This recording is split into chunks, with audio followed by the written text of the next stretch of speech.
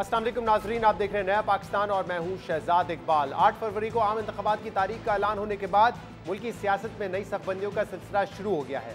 अगले इलेक्शन में कामयाबी के लिए नए इत्तेहाद बन रहे हैं और पुराने इत्तेहाद टूट रहे हैं। एक तरफ पाकिस्तान तहरीक इंसाफ और पीपल्स पार्टी मुसलसल लेवल प्लेइंग फील्ड ना होने पर एतराज उठा रही है और नून लीग को नई किंग्स पार्टी करार दिया जा रहा है, जबकि दूसरी तरफ नून लीग ने इन इल्जामात को सुना अनसुना करते हुए अगले इलेक्शन में वाज़ेह अक्सरियत हासिल करने पर नजरें जमा ली है। और इस मकसद के हसूल के लिए नून लीग ने बलूचिस्तान, जनूबी पंजाब और सिंध में उन लोगों और धड़ों से भी दोबारा इत्तेहाद के लिए हाथ पैर मारना शुरू कर दिए हैं जिनके हाथों कहीं नून लीग की हुकूमत गिराई गई तो कहीं नून लीग की हुकूमत को कमजोर किया गया।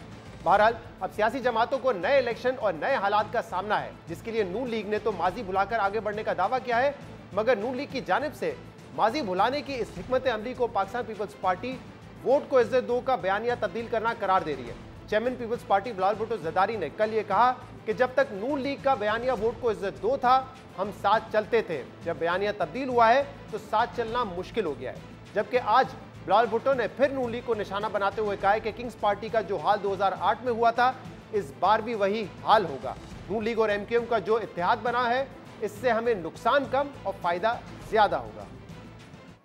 जहाँ तक किंग्स पार्टी की बात है, वो ना सिर्फ पंजाब में, वैसे मुल्क भर में हर इलेक्शन में किसी न किसी सूरत में सामने आते हैं, मगर इंशाअल्लाह ताला जो अब अगले साल इलेक्शंस होने जा रहे हैं उसमें किंग्स पार्टी का वही हाल होगा जो हमने 2008 में किंग पार्टी का किया। मुस्लिम लीग नवाज और मुत्तहिदा कौमी मूवमेंट का या मुहाजिर कौमी मूवमेंट का जो इत्तेहाद बना है वो हमें नुकसान कम और फ़ायदा ज़्यादा देगा। जहाँ तक लाडला की सियासत है और सिलेक्शन है, मेरा ख्याल में उसके लिए हमें मज़ीद जदोजहद करना पड़ेगा। अवाम पे ये एतमाद किया जाए कि वो ख़ुद फैसला करें। बिलावल भुट्टो जरदारी मुसलसल नून लीग को निशाना बना रहे हैं, जबकि नून लीग मुखालफिन की इस तनकीद को बेबुनियाद करार दे रही है। इस वक्त नून लीग सिंध में एमक्यूएम, JUIF और GDA को साथ मिलाकर इलेक्शन लड़ने की कोशिश कर रही है। नून लीग जनूबी पंजाब की 46 नशिस्तों में से 35 पर कामयाबी हासिल करने के दावे कर रही है, जबकि बलूचिस्तान में नून लीग ने बलूचिस्तान अवामी पार्टी यानी कि बाप से हाथ मिलाने की कोशिशें भी तेज कर दी है और कहा जा रहा है कि नवाज शरीफ अगले हफ्ते इस हवाले से बलूचिस्तान का दौरा करेंगे। नून लीग के इंतखाबात में कामयाबी की ये कोशिशें बहुत मानी खेज हैं, क्योंकि नून लीग इन्हीं धड़ों और जमातों से दोबारा उम्मीदें लगा रही है जो माजी में नून लीग की हुकूमत के खिलाफ टूल के तौर पर इस्तेमाल होते रहे।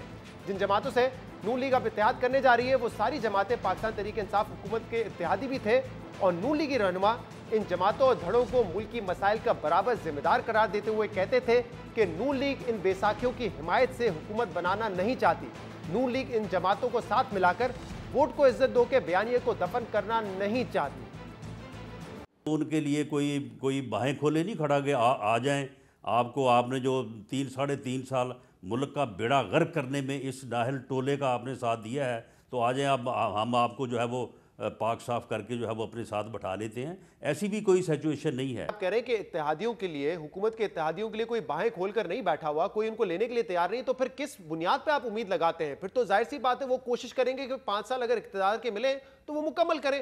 फिर तो कोई आसरा ही नहीं है, कोई चांस ही नहीं है कि वो हुकूमत को छोड़ेंगे इस वक्त, अगर आप कह रहे हैं कि हम उनके लिए बाहें नहीं खोल के बैठे हुए। क्या आप ये समझते हैं कि हम अपने उसूली मौक़िफ़ को और वोट को इज्जत दो का जो नारा है हम उससे पीछे हटके 2-4-6 महीने के लिए जो है वो हम अपने असूली मौक़िफ़ को जो है वो छोड़ देंगे?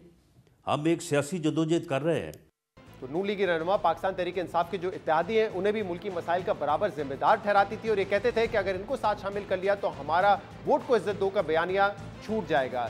लेकिन नून लीग ने बाद में इनको न सिर्फ अपनी हुकूमत में शामिल किया, मखलूत हुकूमत बनाई इन जमातों के साथ, बल्कि अब प्री इलेक्शन अलायंस भी इन्हीं जमातों के साथ करने जा रही है। इस पर हम मजीद बात करेंगे, जिसके लिए हमें ज्वाइन किया है नून लीग के सीनियर रहनुमा और चेयरमैन मंशूर कमेटी इरफान सिद्दीकी साहब ने। इरफान साहब, बहुत बहुत शुक्रिया वक्त देने के लिए। इरफान साहब, एक परसेप्शन का बड़ा मसला लग रहा है, क्योंकि मुसलसल आपके जो पुराने हलीफ हैं, अब आपके मुखालफिन हैं, वो आप पे तनकीद कर रहे हैं। आज फिर बिलावल भुट्टो जरदारी साहब ने कहा है कि हर इलेक्शन में एक किंग्स पार्टी सामने आ जाती है, पंजाब से और दीगर सूबों से सामने आ जाती है, लेकिन इस किंग्स पार्टी का वही हाल होगा जो 2008 के इलेक्शन में हुआ था। और फिर उन्होंने ये भी कहा है कि जो लाडली की सियासत है और जो सिलेक्शन की सियासत है उसके लिए अभी हमें मजीद जद्दोजहद करने की जरूरत है, यानी कि एक दफा फिर आपको किंग्स पार्टी बनने पर ताना दे रहे हो। जी बहुत शुक्रिया शहजाद। बिलावल एक नौजवान लीडर हैं और मैं उनका बड़ा एहतराम करता हूँ। जॉइंट सेशन के अंदर उनकी तकारीर में तवज्जो से सुनता था, वो मेरी गुफ्तगू भी सुनते थे और मैं समझता हूँ कि नौजवानों के हाथ में है हमारा मुस्तकबिल। लेकिन सियासत के अखाड़े के अंदर जब ख़ास तौर पर इंतखाबात का मैदान सजता है तो इस तरह की बातें होती हैं। हम बहुत अच्छे इत्तेहादी भी हैं, हमारे दरमियान शकररंजियाँ भी रही हैं, तसादुम की और महाज़ाराई की फ़ज़ा भी रही है। उसके बावजूद हमने मीसाक जमहूरियत भी किया, हमने तरामीम भी की, 13वीं तरमीम की, 14वीं तरमीम की, 18वीं तरमीम की। हम एक दूसरे के साथ हुकूमतों में भी शरीक रहे, 2008 में भी रहे, अभी PDM की हुकूमत में भी शामिल थे। तो जो जमहूरी क्रेडेंशियल्स रखने वाली जमातें हैं, जो कि ऑफ कोर्स पीपल्स पार्टी भी है और PML इन दोनों हैं, अपने तलखो शीरी माजी के साथ साथ जब इलेक्शन का अखाड़ा सजता है तो इस तरह की चुटकियाँ ली जाती हैं, इस तरह की बातें सामने आती हैं, इस तरह के छोटे मोटे आवाज़ें भी कसे जाते हैं। तो हम तो इन्हें मामूल की चीज़ें समझते हैं, कोई काउंटर इल्ज़ाम उन पर नहीं लगाना चाहते। लेकिन तारीख़ ये कहती है कि इस सदी के अंदर शहजाद 4 इलेक्शंस हुए हैं, 3 इलेक्शन में तो नवाज़ शरीफ को हिस्सा नहीं लेने दिया गया। तो लेवल प्लेइंग फील्ड हमारे लिए तो ये था। जिस 2008 के इलेक्शन की बात की है बिलावल ने, उन 2008 के इलेक्शन में भी नवाज़ शरीफ को हिस्सा नहीं लेने दिया गया और जब वो आ भी गए जद्दा से, उन्होंने नॉमिनेशन पेपर कराए, रिजेक्ट हो गए और वो उन्हें मैदान से निकाल दिया गया। जरदारी साहब ने इलेक्शन लड़ा, PPP ने इलेक्शन लड़ा और उसके पीछे भी कोई हिस्ट्री बयान की जाती है कि कैसे मामलात तय हुए, या अशफाक परवेज़ कियानी साहब ने और मुशर्रफ साहब ने किस तरह जमात से राब्ते किए। फिर एक NRO का जिक्र किया जाता है। हम इस माजी को बिल्कुल दफन रखना चाहते हैं, उसकी तरफ पलट के देखना भी नहीं चाहते हैं। लेकिन ये इल्ज़ाम हम सुनने के लिए तैयार नहीं है कि हमारे साथ कोई तरजीही सलूक किया जा रहा है या किसी और को मैदान से बाहर रखने के लिए ख़ास तौर पर। लेकिन इरफान साहब, इसमें लर्निंग क्या है? अपना इलेक्शन नवाज शरीफ साहब के हवाले से कहा जाता था कि 90 की जो सियासत थी उससे सीख के वो आगे बढ़ना चाहते हैं और इसीलिए वो अपने पिछले अदवार में भी बात करते रहे सिविलियन सुप्रीमेसी की। तो वो सीखा है नवाज शरीफ साहब ने, या जैसे आप कह रहे हैं कि पिछले 4 में से 3 इलेक्शन क्योंकि उनको लड़ने नहीं दिए तो अब उन्होंने ये सीखा है कि ठीक है, अगर थोड़ी बहुत सहूलतकारी मिल रही है तो उसको लेने में कोई मजायका नहीं है, ठीक है, उसके साथ आगे बढ़ा जाता है, बढ़ते हैं फिर? नहीं, ये बात नहीं है। ये बिल्कुल गलत नतीजा निकाला है आपने, इसलिए कि अगर उन्हें 3 इलेक्शन में हिस्सा नहीं लेने दिया गया, 2013 में उन्होंने हिस्सा लिया, इन हालात में लिया कि आसिफ जरदारी साहब सदर ममलकत के अहदे पे फाइज थे और सारा निज़ाम बशमूल अशफाक परवेज़ कियानी के उन्हीं का तैनात करता था। हमने उन हालात में भी इलेक्शन लड़ा, कोई एलिगेशन नहीं लगाया कि लेवल प्लेइंग फील्ड नहीं है और इलेक्शन जीता हमने। अब जो बात आप कह रहे हैं, अगर हमने सबक सीखना था और यही इसी नतीजे पर आना था तो हम 2013 और 2017 के दरमियान आ चुके होते। जाता था जी कि हमें तौसी दे दो और हम जाने और पानामा जाने, तो हम ये मामला उनके सुपुर्द कर देते और तौसी दे देते। हमने या नवाज़ शरीफ ने ऐसा कोई सबक नहीं। नवाज़ शरीफ ने कहा जी कि मैं सामना करूँगा, मुकदमात का भी करूँगा, अदालतों का भी करूँगा, JIT का भी करूँगा, लेकिन मैं इस धौंस में आके आपको तौसीर नहीं दूंगा। तो कहने का मतलब ये है कि अगर उन्होंने जिस सबक की तरफ आज इशारा कर रहे हैं वो सबक सीखना होता तो उसी वक्त सीख जाते। आपके बहुत मोतबर कहा हुआ है कि नवाज न करता तो आप भी वज़ीर आज़म होता। हाँ, लेकिन तो करने की जो नौबत आई है अब नहीं आई है। जो मैंने नतीजा निकाला, ये नतीजा मैंने नहीं, ये आपके पुराने हलीफ ने निकाला है। बिलावल भुट्टो जरदारी साहब ने 2 रोज पहले ये बात की। उन्होंने कहा है कि जब से नून लीग ने वोट को इज्जत दो का बयानिया छोड़ा है, उनके साथ हमारा चलना मुश्किल हो गया है। खुर्शीद शाह साहब बार बार ये कह रहे हैं कि अगर आप ताकतवर हलकों के जरिए मुंतखब हो भी गए, इख्तिदार में आ भी गए, तो इससे फायदा नहीं होना, मुल्क को उल्टा नुकसान ही होना है। तो ये आपके पुराने हलीफ ही इल्जाम लगा रहे हैं ना। देखें, वो हलीफ जैसे कि मैंने अर्ज़ किया ना शहजाद, कि आजकल इंतखाबात में इस तरह की बातें कही जाती हैं।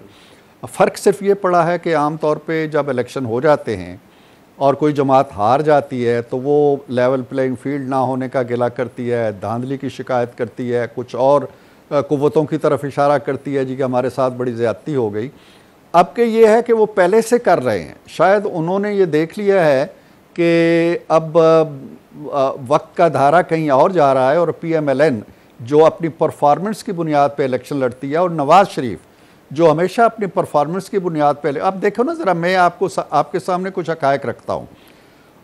2023 में ये 23 सालों को आप गिने तो 8 साल हुकूमत की है मुशर्रफ साहब ने, 5 साल हुकूमत की है जरदारी साहब ने, 4 साल हुकूमत की है नवाज शरीफ ने, उसके बाद आप PDM की हुकूमत गिन लें या जिसकी भी गिन लें, अब आप इनसे, और 4 साल की है इमरान खान साहब ने।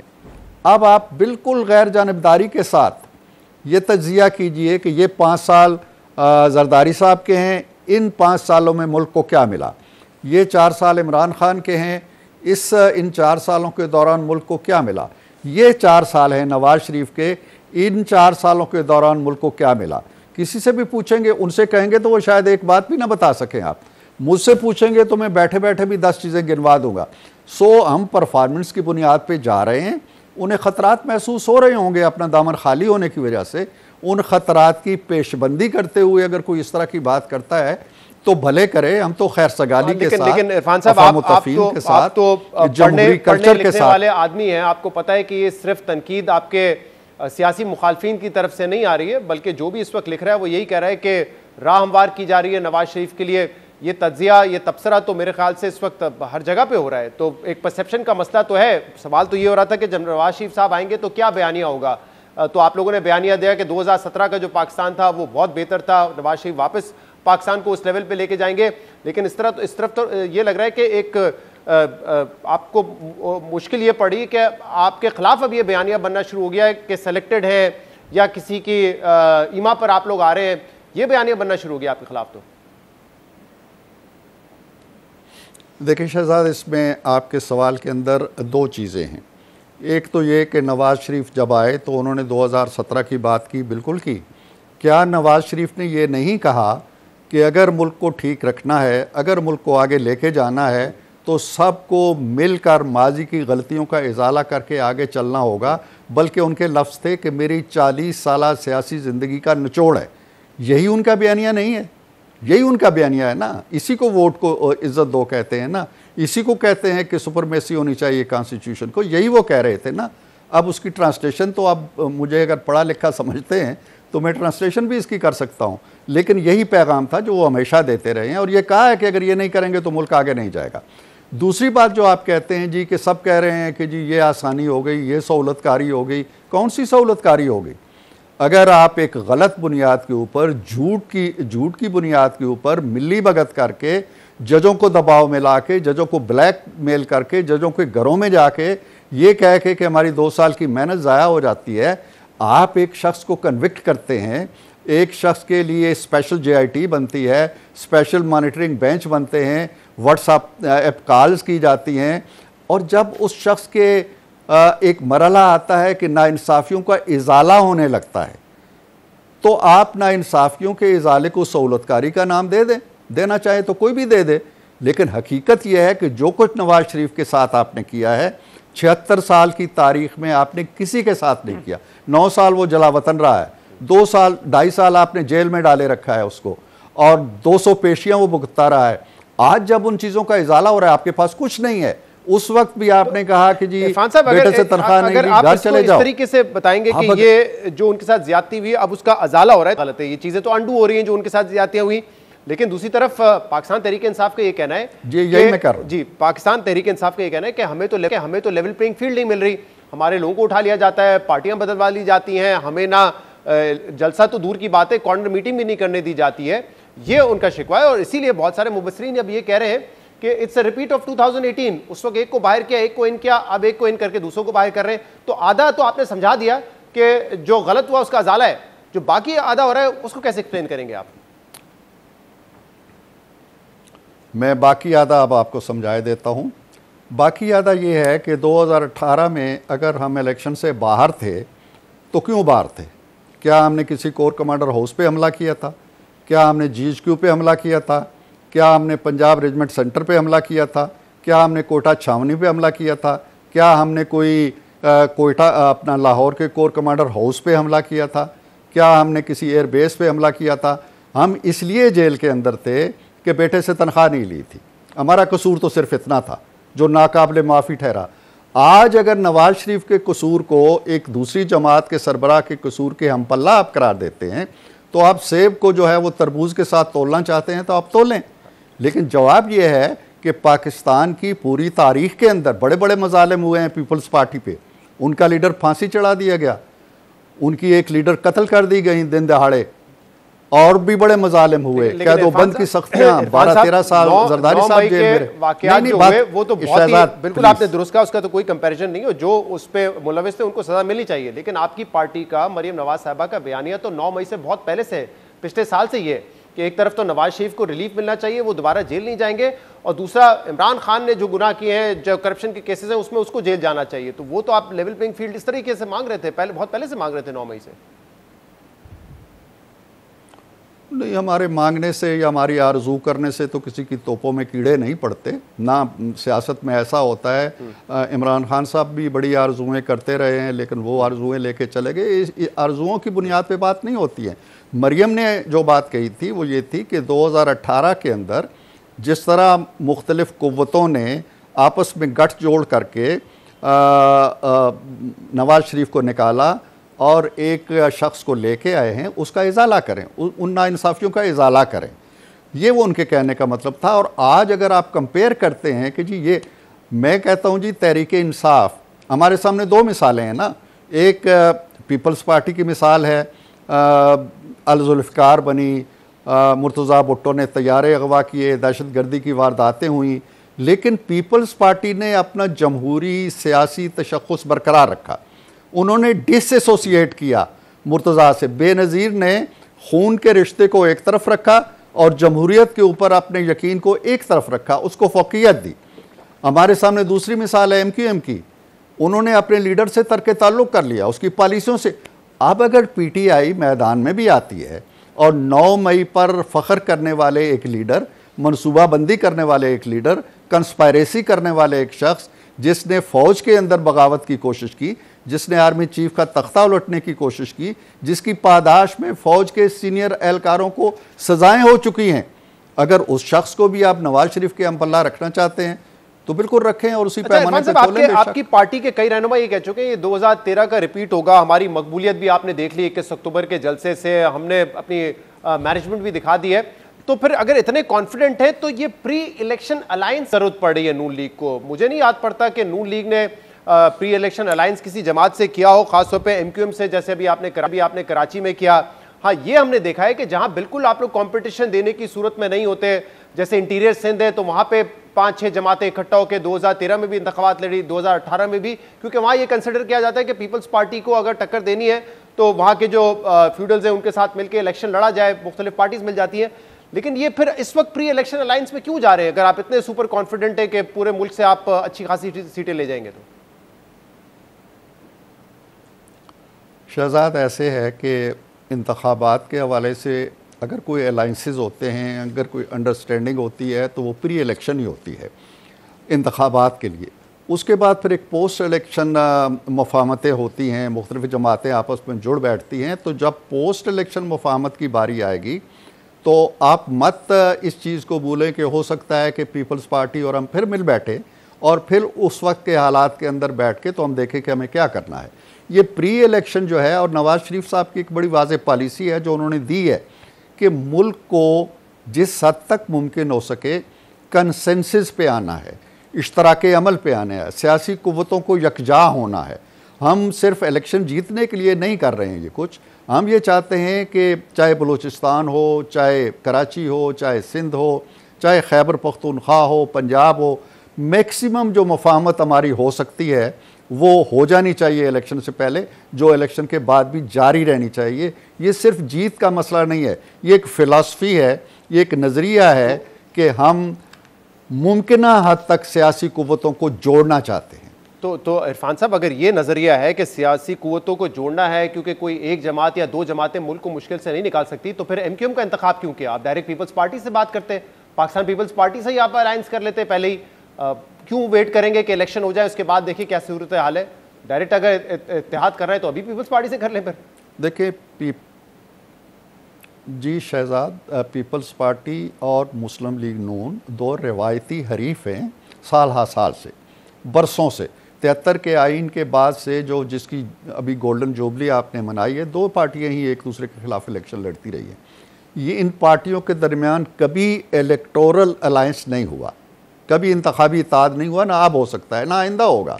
हाँ, इनके दरमियान पोस्ट इलेक्शन इत्तेहाद होते रहते हैं, जिसके इम्कान को हम रद्द नहीं करते। जब हम कहते हैं कि वसी तर मुशावरत होनी चाहिए या वसी तर इश्तराक अमल होना चाहिए, तो हम ये नहीं कहते हैं कि पाकिस्तान की सारी सियासी जमातें इकट्ठी हो जाएं तो फिर इलेक्शन क्या होगा। फिर आप बैठ के तय कर लीजिए ये वज़ीर आज़म है, ये सदर होगा, ये वजीर होंगे और लेकिन आप ये कह रहे हैं ना कि इलेक्शन के बाद तो इस बात का इम्कान रद्द नहीं किया जा सकता कि पीपल्स पार्टी के साथ मिलकर हुकूमत बनाई जाए। क्या ये वाकई मुमकिनात में से है? क्योंकि आप सुनने में तो ये आ रहा है कि जो मुतल्लिका इदारे हैं उनको भी आप लोगों ने कहा है कि हाँ, अगर अक्सरियत होगी, मेजॉरिटी होगी एक पार्टी की, तो ये मुल्क को मुश्किलात से निकाल, मखलूत हुकूमत होगी तो फिर कमजोर होगी वो हुकूमत गवर्नेंस करने के लिए। शहजाद, मुझे इस बात की इत्तला नहीं पहुंची जिसकी ख़बर आप दे रहे हैं कि हमने मुतल्लका हलकों को या मुतल्लका इदारों को कोई इस तरह का पैगाम दिया है या कोई इस तरह की रियायत मांगी है। अगर मुझ तक कोई ऐसी मुस्तनद बात खबर थी अपनी लीडरशिप की तरफ से पहुंची होती जी, बस वो ख़बर है, मेरा ख्याल है वो अखबार ही उसकी तशरीह और वजाहत कर सकता है। मैं तो ये अर्ज़ कर रहा हूँ कि हम वसीतर मफाहमत चाहते हैं और हम इलेक्शन के, हम इस वक्त भी नहीं चाहते हैं कि पीपल्स पार्टी के साथ कोई तसादुम की फ़ज़ा हो। इलेक्शन लड़ना जो है ये एक अलग बात है, लेकिन आप देखें नवाज शरीफ साहब तशरीफ़ लाए हैं तो दूसरे या तीसरे दिन जरदारी साहब ने फ़ोन किया है, मुबारकबाद दिया है कि आप अपने वतन वापस आ गए हैं, खैर सगाली का इजहार किया है। तो ये पुरानी सियासी जमातें हैं, ये कोई वो नौज़ाइदा जमातें नहीं हैं जो लड़ाई पे, मार कुटाई पे, हाथ ना मिलाने पे, गाली देने पे यकीन रखती है। ये जमातें हैं, मामला ये है कि जिन जमातों से आप इस वक्त इत्तेहाद करने की बात कर रहे हैं, प्री इलेक्शन अलायंस में गए, एमक्यूएम के साथ, जीडीए से भी हवाले से बातचीत चल रही है कि इंटीरियर सिंध में शायद उनके साथ भी हो जाए, काफ लीग के हवाले से कल कह दिया राना सनाउल्लाह साहब ने कि उनके साथ भी सीट एडजस्टमेंट होगी। अब ये वो जमातें हैं कि जब ये पाकिस्तान तहरीक इंसाफ के साथ थी तो आप लोगों की दो राय थी। एक, आप ये कहते थे कि देखें ये तो अपनी मर्जी से पीटीआई के साथ है नहीं, आप लोग उस वक्त की इस्टेब्लिशमेंट को जिम्मेदार करार देते थे कि उन्होंने इत्तेहाद में इनको बिठाया है पीटीआई के साथ। फिर आप कहते थे कि जो 4 साल बुरी कारकर्दगी थी इमरान खान की, उसमें भी यही जमातें जो है वो उसका हिस्सा थी, उनकी ये जिम्मेदार है उसकी। अब उन्हीं पार्टी के साथ जब आप अलायंस करेंगे तो ये तासुर, ये परसेप्शन तो उभरेगा ना, क्योंकि आपने खुद कहा था कि इस्टेब्लिशमेंट के कहने पर पीटीआई के साथ शामिल हुई थी। देखें, जो सियासी बयानात होते हैं वो होते हैं, लेकिन जो आपने कहा जी कि उनकी बुरी कारकर्दगी में ये शरीक थी, तो शरीक थी, इसमें तो कोई शक नहीं है। और हम चाहते हैं कि माजी का ये कुफारा इनका अदा हो जाए। कल उसके साथ अगर बुरी कारकर्दगी में शरीक थी तो आइंदा ये हमारे साथ अच्छी कारकर्दगी में शामिल हो जाएं, इनके गुनाह भी धुल जाएं, हमारा गिला भी दूर हो जाए। जी, और जो आप इन पे इल्ज़ाम लगाते थे कि एस्टेब्लिशमेंट के कहने की वजह से पीटीआई के साथ है, वो इल्ज़ाम मुझे नहीं मालूम कि हमने लगाया था या किसी हमारी लीडरशिप की तरफ से आया था। इस तरह की बातें शहजाद होती रहती हैं, आज भी हो रही हैं ना। जैसे आपने शुरू ही यहाँ से किया कि हम पे ये इल्ज़ाम लग रहा है, तो ये बातें होती रहती हैं, हमारी सियासत का ये मामूलात में से हैं। इनका कोई तावील भी नहीं हो सकती, इनका कोई जवाब भी नहीं हो सकता, सिवाय इसके कि ये हमारी सियासत के जिस तरह और बहुत से अलायक हैं या और बहुत सी मुतल्लिका बातें हैं इन सारी जमातों को कि नहीं, ऐसा नहीं है, ज़रूरत नहीं है, ज़रूरी नहीं कि इस तरह के हम जो इन जमातों पे लगते हैं वो हकीकत पर मबनी हो। देखें, ये जमातें, देखें ना, जब हम सियासत के अंदर हैं और ये जमातें भी सियासत के अंदर हैं, तो इनको ये इस्तेकाक तो मिलना चाहिए ना। चाहे मैं उनको कुछ भी कहूँ या आप उनको कुछ भी कहें, उन्हें अपने मुस्तकबिल में, सियासत क्या होती है? सियासत बुनियादी तौर पर एक पावर पॉलिटिक्स होती है, इक़्तिदार का खेल होता है। मैं कितनी अच्छी नीयत रखता हूँ, जमात इस्लामी बहुत अच्छे अज़ाइम रखती है, बहुत अच्छा मंशूर रखती है, लेकिन तगदो क्या करती है कि हम इक़्तिदार में आके ही इसको इम्प्लीमेंट कर सकते हैं। हर सियासी जमात ये चाहती है। लिहाजा अगर छोटी जमातें बलूचिस्तान की या किसी MQM या कोई दूसरी ये चाहती है कि इक़्तिदार में आने के लिए हमें फ़लाँ जमात के करीब होना पड़ेगा, तो इसका इस्तेकाक उसे होना चाहिए, मेरा ख्याल है। बहुत बहुत शुक्रिया, बहुत बहुत शुक्रिया। सीनियर रहनुमा PMLN इरफान सिद्दीकी साहब हमारे साथ मौजूद थे। प्रोग्राम में एक ब्रेक शामिल करेंगे, इसके बाद मजीद बात करेंगे। Stay with us.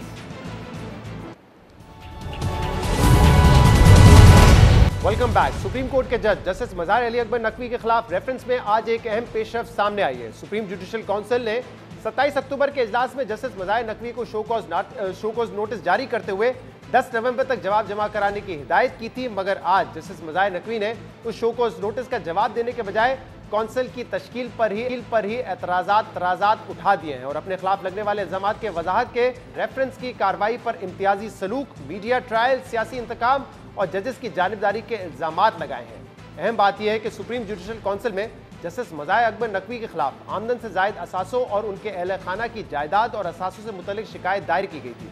जस्टिस मजार नकवी के अहल खाना मीडिया में इन इल्जामात को मुस्तरद करते रहे हैं, जबकि जस्टिस मजार नकवी शो कॉज नोटिस के जवाब में इन इल्जामात को फजूल और मफरूजों पर मबनी करार दिया है। जस्टिस मजार नकवी ने अपने जवाब में काउंसिल के तीन अरकान चीफ जस्टिस काजी फाइज ईसा, जस्टिस सरदार तारिक मसूद और जस्टिस नईम अख्तर अफगान पर एतराज उठाते हुए तीनों अरकान से बेंच से अलग होने का मुतालबा किया है। जस्टिस मजार नकवी के मुताबिक सुप्रीम जुडिशल काउंसिल में शामिल मेंबरान इनके बारे में जानिबदार हैं। जस्टिस काजी फाइज ईसा और justice Naeem audio leaks inquiry commission का हिस्सा हैं, इसलिए उन्हें काउंसिल का हिस्सा नहीं होना चाहिए। जस्टिस मजार नकवी का कहना है कि जानिबदार काउंसिल का शो कॉज नोटिस भी जानिबदार है, जिसका जवाब नहीं दिया जा सकता। मेरे खिलाफ कार्रवाई इम्तियाजी सलूक और आर्टिकल 25 की खिलाफ वर्जी है। जस्टिस काजी फाइज ईसा ने मेरे सुप्रीम कोर्ट तैनाती समेत मुतअद्दिद फैसलों की मुखालफत की। जस्टिस काजी फाइज ईसा और जस्टिस सरदार तारिक मसूद ने मेरे खिलाफ कार्रवाई के लिए साबिक चीफ जस्टिस उमर अता बंदियाल को खत भी लिखा था। जुडिशल काउंसिल ने 27 अक्टूबर की प्रेस रिलीज मेरी रजामंदी के बगैर जारी की। ये प्रेस रिलीज मेरे बुनियादी हकूक के खिलाफ वर्जी है। प्रेस रिलीज का मकसद मेरा मीडिया ट्रायल और अवाम की नज़र में तज़ीक करना थी। जस्टिस मजार नकवी ने एतराज़ उठाया है कि उनके खिलाफ शिकायत पर सुप्रीम जुडिशल काउंसिल में बहस हुई, ना किसी से मालूमात ली गई। जस्टिस सरदार तारिक के केस में काउंसिल ने शिकायत को जाती हैसियत में तलब किया और शवाहिद मांगे थे, मगर मेरे केस में शिकायत कुनंदा को बुलाया, ना ही मजीद मालूमात फराहम करने का कहा गया। जस्टिस नकवी के मुताबिक शो कॉज नोटिस में कोई इल्जाम आयद नहीं किया गया है। शो कॉज के साथ मुंसलिक 10 शिकायत में गैर संजीदा इल्जामात हैं, जिनके शवाहिद भी मौजूद नहीं है। ये कहने में हक बजानिब हूँ कि मेरे खिलाफ कार्रवाई सियासी ईमा पर हो रही है। मेरे खिलाफ कार्रवाई गैर कानूनी और नामुनासिब है। अहम बात यह कि जस्टिस मजार नकवी के खिलाफ सुप्रीम जुडिशल काउंसिल में मुतअद्दिद शिकायतें दायर की गई थी, जिनमें उन पर माली बदनवानी समेत असासों की गलत तफसीलात देने के इल्जामात लगाए गए हैं, मगर जस्टिस मजार नकवी ने इन इल्जामात का जवाब देना जरूरी नहीं समझा। इसलिए अब देखना होगा कि सुप्रीम जुडिशल काउंसिल के अगले इजलास में इनके खिलाफ कार्रवाई को लेकर क्या फैसला होता है। हम इस पर मजीद बात करेंगे, जिसके लिए हमें ज्वाइन किया है सीनियर कोर्ट रिपोर्टर हसनात मलिक ने। हसनात साहब, बहुत बहुत शुक्रिया वक्त देने के लिए। हसनात साहब, 27 अक्टूबर को सुप्रीम जुडिशल काउंसिल ने शो कॉज नोटिस जारी किया था और 10 नवंबर तक जवाब देना था, और आज जो जवाब जमा कराया गया है जस्टिस मजार नकवी साहब की तरफ से, उसमें उन्होंने बेंच पे भी एतराज उठाए हैं, साथ में ये भी कहा है कि तमाम शिकायतें उनके खिलाफ फजूल हैं और मफरूजों पर हैं, और ये भी उन्होंने कहा है कि गैर कानूनी और नामुनासिब कार्रवाई उनके खिलाफ की जा रही है, जो कि सियासी ईमा पर हो रही है। 3 जजेस के हवाले से उन्होंने कहा है कि वो अपने आप को बेंच से अलग करें।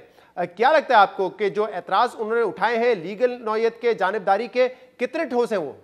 देखिए, उनका ज़्यादा फोकस, अगर आप इस जो जवाब है इसको पढ़ के देखें तो सारा सुप्रीम जुडिशल काउंसिल का है। एक सिर्फ फिक्रा था कि ये जो कंप्लेंट है मेरे खिलाफ दायर हुई, जो बार की तरफ से है, ये पॉलिटिकली मोटिवेटेड है। इसके अलावा उनका ये था कि जस्टिस काजी फाइसा मेरी जब अपॉइंटमेंट हुई सुप्रीम कोर्ट में, उसमें भी उन्होंने मुखालफत की। उसका जो नोट था उनका कि वजह कि क्यों वो मेरी मुखालफत कर रहे थे, वो मैंने मांगा तो मुझे नहीं दिया गया। सुप्रीम जुडिशल काउंसिल की जो प्रोसीजर है उस पर उन्होंने सवाल उठाया। उनका ये था कि ये शो का मेजॉरिटी जजेस ने, मेजॉरिटी मेंबरान ने दिया, तो मेजॉरिटी मेंबर नहीं, यूनानिमस डिसीजन हो तब ही प्रोसीडिंग जो है वो किसी जज के खिलाफ हो सकती है। फिर उन्होंने जो 3 जजेस थे, जस्टिस काजी फाइसा, जस्टिस सरदार तारिक और जस्टिस नईम अफगान, इन पे जो उनके ऑब्जेक्शन थे उन्होंने वो एक्सप्लेन किए कि उन्हें ये केस क्यों नहीं सुनना चाहिए। तो जस्टिस काजी फाइसा पे एक तो जैसे मैंने बताया कि एक वो कहते हैं कि मेरी अपॉइंटमेंट की मुखालफत की, जब ऑडियो लीक्स आई तो वो जो कमीशन बना वो जस्टिस काजी फाइसा और जस्टिस नईम अफगान और जस्टिस आमिर फारूक पर मुश्तमिल था, और वो इस मामले को पहले देख रहे थे। इस वजह से उन्हें इस मामले को नहीं जाना चाहिए, इस मामले को सुप्रीम जुडिशल काउंसिल में नहीं बैठना चाहिए। तीसरा उनका ये सवाल था कि जब कंप्लेंट मेरे ख़िलाफ़ फाइल हुई तो जस्टिस काजी फैसल और जस्टिस सरदार तारिक ने लेटर लिखा सुप्रीम जुडिशल काउंसिल के चेयरमैन उस वक्त के चीफ जस्टिस उमर अता बंदयाल को कि जी इस मामले को जल्दी टेकअप किया जाए।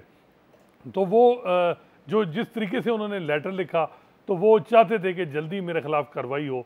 जैसे सरदार तारिक पे उनका ये इल्ज़ाम है कि उनको जब मामला भेजा गया ओपिनियन के लिए तो उन्होंने 3-4 महीने अपने पास इस मामले को रखा, और जब जस्टिस बंदयाल रिटायर हो गए और जस्टिस काजी फाइसा का टेन्योर शुरू हुआ तो उन्होंने ओपिनियन जो है वो दी सुप्रीम जुडिशल काउंसिल में, और फिर वो उनकी ओपिनियन मीडिया पे भी रिपोर्ट हुई। तो इस किस्म के इल्ज़ामात हैं। बज़ाहिर यही लग रहा है कि जिस तरह जस्टिस काजी फाइसा ने पहले लीगल क्वेश्चन उठाए थे, इसी तरह जस्टिस मज़ाहिर भी पहले जो है वो मेरिट पे नहीं जा रहे, और वो सारे उनके जो एतराज़ात हैं लीगल वो उनकी तरफ जा रहे हैं। लीगल क्वेश्चंस भी वो उठा रहे हैं कि अगर जज के खिलाफ सुप्रीम जुडिशल काउंसिल की कार्रवाई होती है तो वो इत्तेफाक राय से होना ज़रूरी है, मेजॉरिटी के जरिए नहीं हो सकती। फिर आप कह रहे हैं कि जानिबदारी के भी इल्ज़ाम लगाएं कि जस्टिस काजी फाइज ईसा उनकी अपॉइंटमेंट के खिलाफ थे। उन्होंने ये भी कहा है कि मेरे कुछ फैसले थे जिनको अपोज किया गया। तो आपको लग रहा है कि वही रूट ले रहे हैं जस्टिस मज़ाहिर अकबर अली नकवी जो कि काजी फाइज ईसा साहब ने लिया था, क्योंकि काजी फाइज ईसा साहब ने तो सुप्रीम कोर्ट में इस बात को चैलेंज किया था कि उनके ऊपर जो रेफरेंस है वो बदनीयती पर मबनी है। तो इसी किस्म का आपको लगता है कि स्ट्रैटेजी है उनकी भी? बज़ाहिर तो यही लग रहा है कि वो मेरिट पे नहीं जा रहे, और वो ये जो ऑब्जेक्शन उन्होंने रेज़ किए हैं इस पर अब सुप्रीम जुडिशल काउंसिल में भी आर्डर पास करे, और अगर वो ओवर रूल करती है तो फिर वो सुप्रीम कोर्ट में आएंगे। लेकिन उसके लिए इनको पहले चैलेंज करना पड़ेगा सुप्रीम कोर्ट में, जैसे जस्टिस काजी फाइज ईसा ने अपने रेफरेंस के हवाले से किया था। जी, सुप्रीम जुडिशल काउंसिल की कार्रवाई को उनको करना पड़ेगा चैलेंज। लेकिन जो पॉलिटिकल मोटिवेटेड का उन्होंने एक फिक्रा लिखा उसका उन्होंने एक्सप्लेन नहीं किया कि कैसे पॉलिटिकल मोटिवेटेड उनके खिलाफ कार्रवाई हो रही है। तो मे भी जब वो ये मामला सुप्रीम कोर्ट में ले आएँ, अगर सुप्रीम जुडिशल काउंसिल उनके एतराज़ात को रद्द करती है तो फिर वो इस तरफ भी जाएगी। जब हमने देखा कि जस्टिस काजी फाइसा ने भी जब चैलेंज किया रेफरेंस, प्रेसिडेंशियल रेफरेंस, तो वो उन्होंने 2 किस्म की चीज़ें कहा गया कि ये बदनीति पर मबनी है। एक उन्होंने कहा कि हुकूमत मेरे खिलाफ है क्योंकि मैंने कुछ फैसले किए थे। दूसरा उन्होंने कहा सुप्रीम जुडिशल काउंसिल में जल्दी भी है। अब जस्टिस मज़ाहिर भी देखते हैं कि वो इस मामले को कैसे लेके जाते हैं। फिर जो जुडिशल पॉलिटिक्स है मौजूदा जो माजी में हम 2-3 साल से देख रहे हैं उसको भी रूल आउट नहीं किया जा सकता।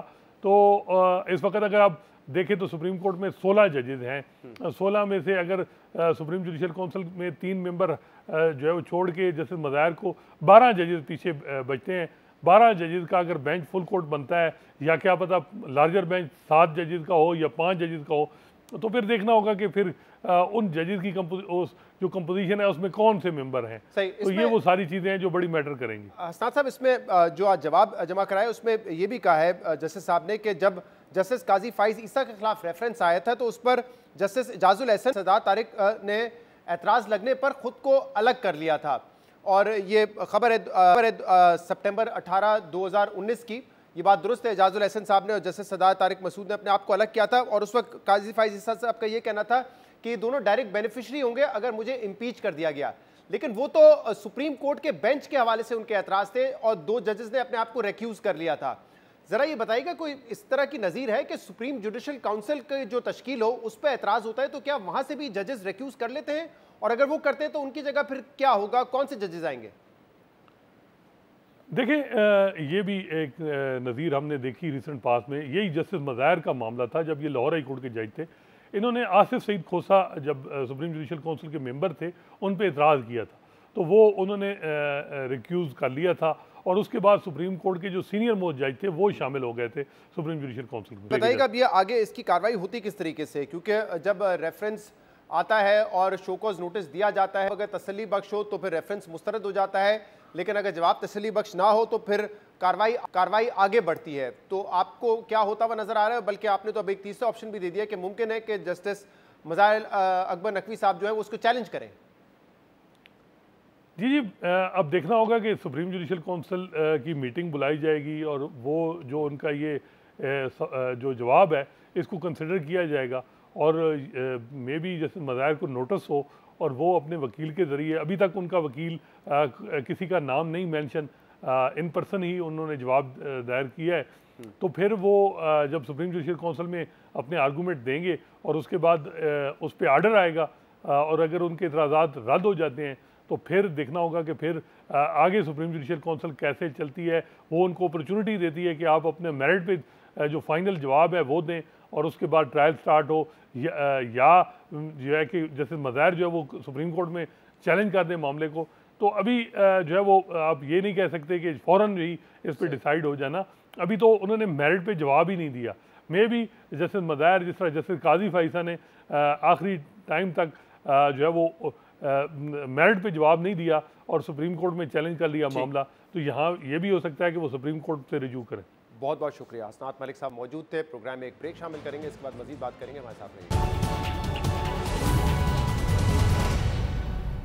Welcome back. IMF का वफ्द इस वक्त पाकिस्तान में मौजूद है। स्टैंड बाय अरेंजमेंट का जो पहला रिव्यू है वो इस वक्त जारी है और अगर ये रिव्यू मंजूर हो जाता है तो पाकिस्तान को सेकंड ट्रांच $710 मिलियन की मिल जाएगी।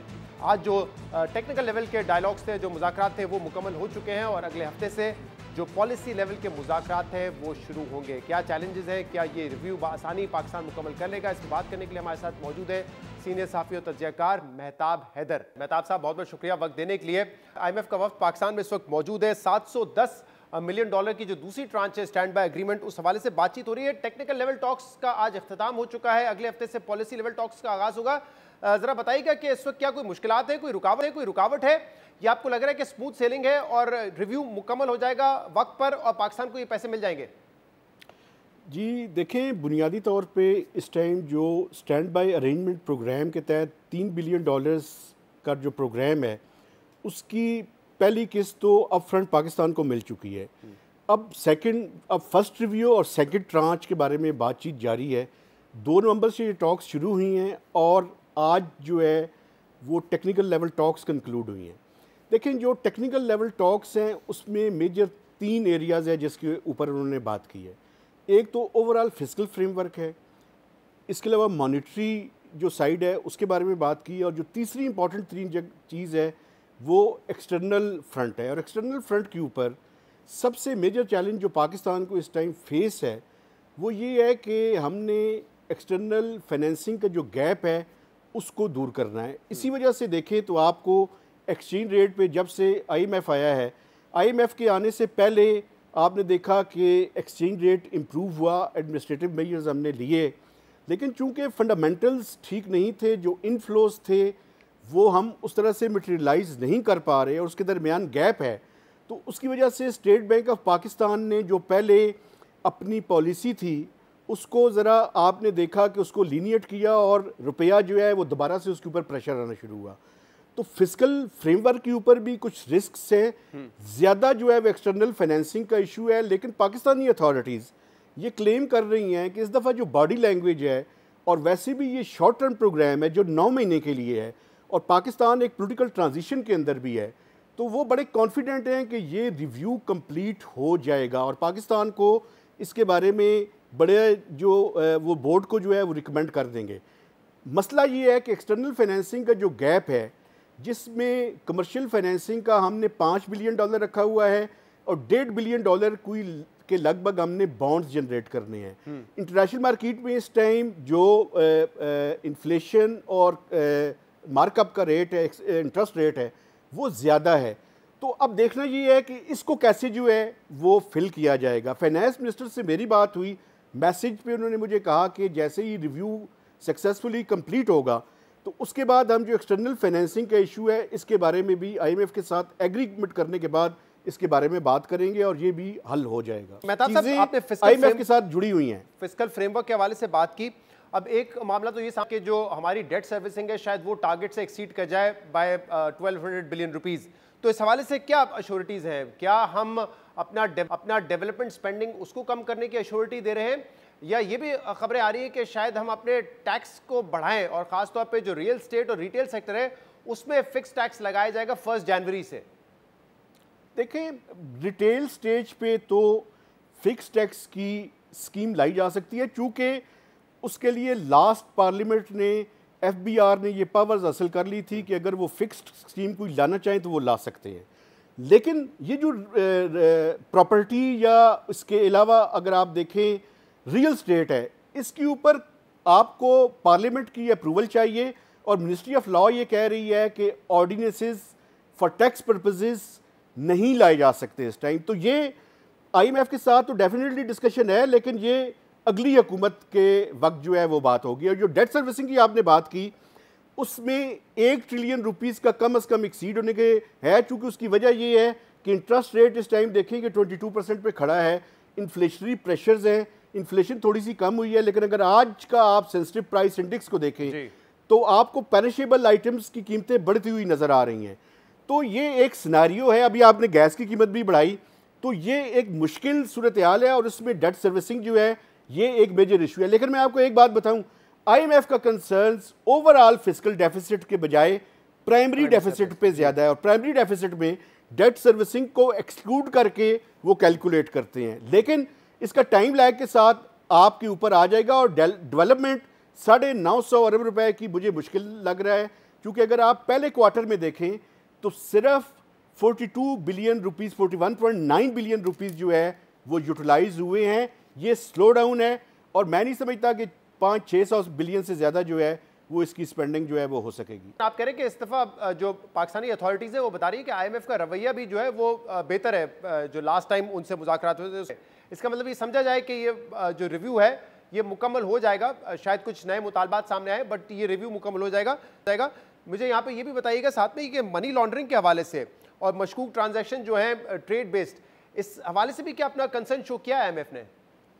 देखें, ये जो ट्रेड बेस्ड मनी लॉन्ड्रिंग है, ये पाकिस्तान में ये इशू तो है, ओवर इन्वाइसिंग भी है, अंडर इन्वाइसिंग भी है। अभी आप रिसेंटली देखें, एक सोलर का एक बहुत बड़ा स्कैंडल सामने आया, और उसमें इतनी बड़ी ट्रांजैक्शन हुई, कुछ 60 से 70 अरब रुपए की ट्रांजैक्शन उसके अंदर हैं, और वो स्टेट बैंक ऑफ पाकिस्तान ने और FBR में बड़ा लाइमलाइट के अंदर भी आया, मीडिया में भी उसके ऊपर जो है वो बातचीत हुई।